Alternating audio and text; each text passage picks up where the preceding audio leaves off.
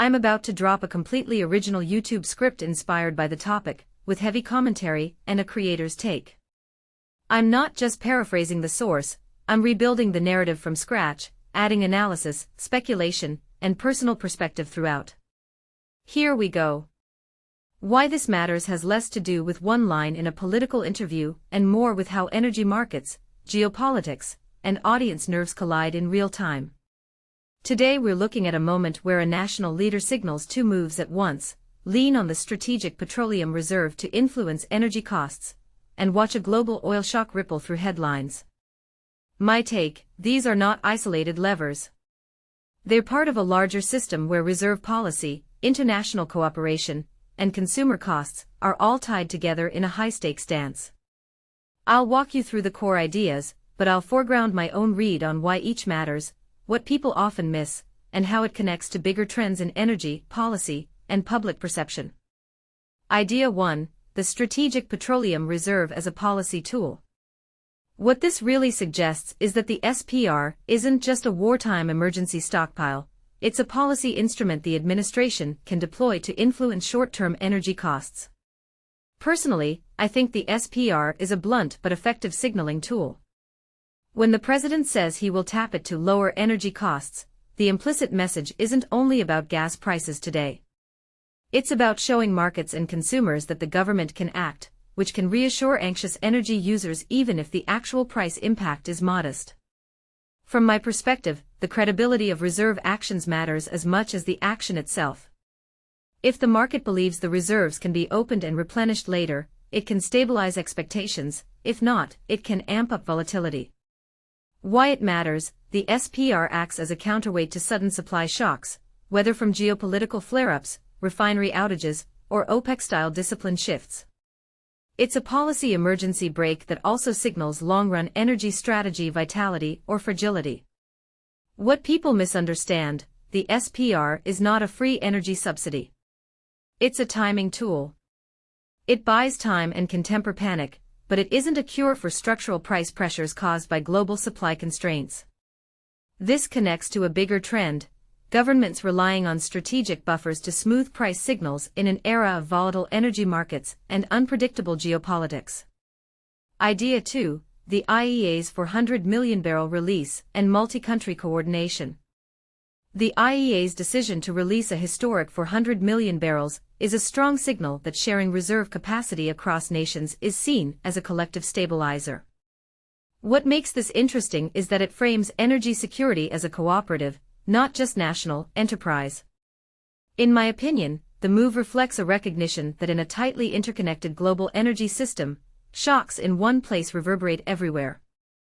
What this raises is a deeper question: how effective are coordinated releases when demand rebounds, prices rise again, or strategic uncertainty persists? From my perspective, coordination can dampen panic in the short term, but it also risks eroding individual country incentives to maintain robust domestic energy resilience. Why it matters: broad coordination can prevent a race to the bottom, each country hoping to out-freeride the other, while highlighting how global markets price scarcity.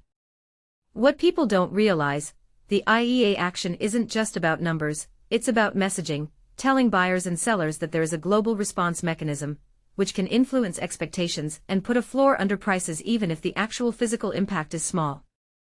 This ties to a bigger trend: global governance mechanisms increasingly matter in energy, where localized events can trigger worldwide sentiment and liquidity shifts.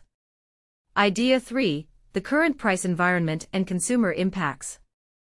Gas prices hovering around the mid-threes per gallon, with a jump from a month earlier, reflects the real-time consumer pain point.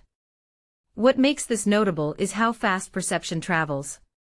In my view, price signals do more than reflect supply and demand; they shape consumer behavior, investment choices, and political narratives.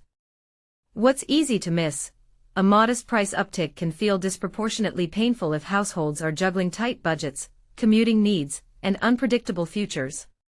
If you take a step back and think about it, you see how fragile consumer confidence can become when energy costs become a recurring topic in household budgeting.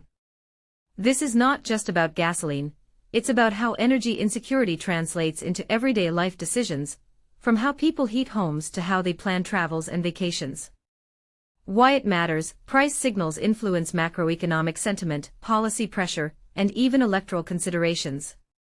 What this really suggests is that energy policy is theater and lever both. It's about signaling capability, and about delivering tangible relief where possible. People often misunderstand the limit. A policy that lowers a pump price temporarily doesn't automatically fix longer-term price formation driven by global supply constraints.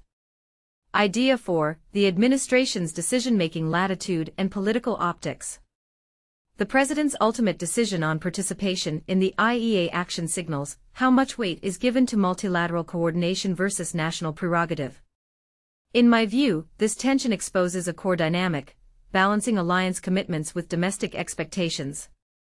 What makes this interesting is that optics matter as much as arithmetic. People watch for a sense of competence and control in moments of disruption. My takeaway: the more the public sees a deliberate, transparent decision process, the more trust can be maintained, even when price outcomes aren't spectacular. What people don't realize is how much the narrative can shift market sentiment independent of the actual oil flow. The bigger trend here is governance in public. How governments narrate their role in global commodity markets during crises shapes long-run trust and future policy levers. Deeper insight: the larger pattern here is a repeated amplification cycle between reserve policy, international cooperation, and consumer sentiment during geopolitical shocks. When a single decision spills into headlines, it triggers a cascade. Market expectations adjust, retailers respond, households recalibrate consumption, and politicians weigh next moves. The sequence matters because it reveals where resilience lives, and where fragility shows up, in our energy ecosystem. Closing thought: this moment isn't just about oil and gas prices. It's a test of how a modern economy manages critical resources under geopolitical stress.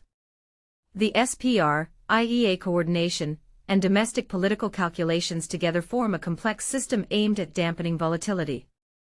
The real question for viewers is: what kind of energy policy mix do we want to trust in the years ahead? Should we lean more into strategic buffers, invest in domestic production flexibility, accelerate clean energy diversification, or rely on international coordination to smooth shocks? Let me know in the comments which angle you find most compelling and why. If you enjoyed this breakdown, hit like, subscribe for deeper dives into energy geopolitics, and ring the bell so you don't miss the next analysis. I'll keep unpacking how these global moves actually play out in real life, not just on the headlines. Here's to more clarity in a world where a barrel can tilt budgets and futures alike.